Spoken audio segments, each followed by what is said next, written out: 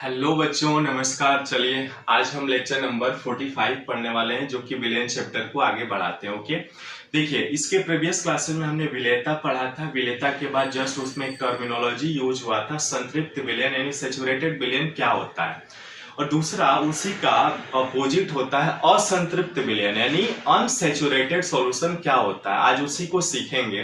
देखिए असंतृप्त विलयन क्या होता है। अनसैचुरेटेड किसी निश्चित तापमान पर, कोई भी एक निश्चित तापमान ले लिया, मान लीजिए कोई भी हो, 30 डिग्री सेल्सियस हमने लिया, ठीक है। जब ठोस, किसी भी ठोस को की अधिकतम मात्रा, जैसे हमने अभी क्या देखा था, NaCl को जब आपने क्या किया था, H2O के 100 ग्राम विलायक में आपने मिलाया था, कितना अधिकतम कितना मिलाया था, मान लेते हैं 10 ग्राम, है ना। यानी उस 100 ग्राम विलायक यानी द्रव में 10 ग्राम NaCl ठोस को घुलने की शक्ति है, घोला जा सकता है।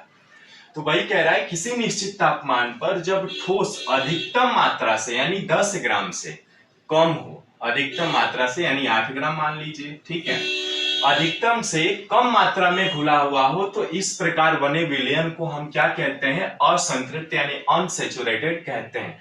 जैसे आपने गर्म कॉफी पिया होगा, कॉफी कब पीते हैं, जब ज्यादा नींद आती है ना, तो आप कॉफी पी लेंगे तो नींद कम आती है, ठीक है।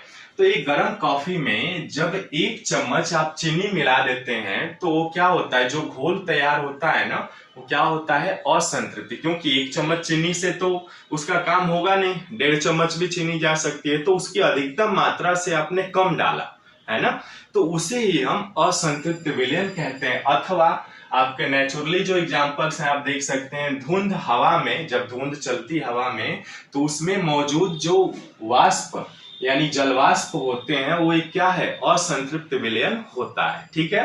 तो इस तरह से हमने विलेयता सीखा। विलेयता में यूज होने वाले ये टर्मिनोलॉजी है, संतृप्त विलयन, असंतृप्त विलयन, इन चीजों को हमने समझा विथ एग्जाम्पल, ठीक है। ये डेली लाइफ में आप देखते भी हैं, तो इन सारी चीजों को आप सीखते हैं, ठीक है। अब हम पढ़ेंगे जो हमें मेन जो विलयन के प्रकार हमने देखा था, 9 प्रकार के थे, लेकिन उसमें केवल 2 टाइप के ही विलयन पढ़ने हैं, यानी ठोसों की द्रव में विलेयता। तो नेक्स्ट जो वीडियोज होगी उसमें हम ठोसों की द्रव में विलेयता को पढ़ेंगे, उसके बाद ठोसों की द्रव में विलेयता को प्रभावित करने वाले कारक को भी सीखेंगे, ठीक है, जिन पे हमें क्वेश्चंस मिलते हैं परीक्षा में। ओके, रिक्वेस्ट करूंगा यदि आप चैनल पर नए तो प्लीज हमको सब्सक्राइब, लाइक और शेयर कर लीजिएगा, साथ में घंटी का आइकन जरूर दबा लीजिएगा। ओके, मिलते हैं फिर नेक्स्ट वीडियो में एक नए कॉन्सेप्ट के साथ।